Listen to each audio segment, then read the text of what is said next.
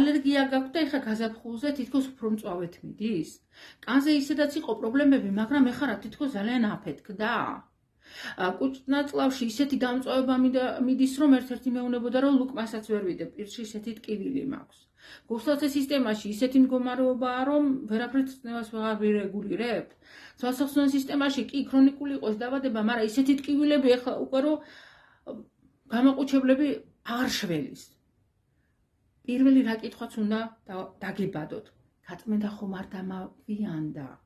იმიტომ რომ მე ესეთი ეთერი მქონდა, ინტოქსიკაციის 7 ეტაპი და რატომ დეტოქსი, ჩემ პირად ზუგერზე შორნედა შიროშვილი მოიძიეთ, თითოეულ ეტაპზე ჩამოთვლილი მაქვს, რომელი გამოვლინება, ჩივილი, დიაგნოზია და მიხვდები თქვენ სად ახართ. და გამოსავალი ერთია, ორგანიზმის წმენდა. შლაკები, ტოქსინები, პარაზიტებისაგან და მე უბრალოდ გამიხსენეთ როგორც ნუტრიციოლოგი, რამდენი რამე თავისით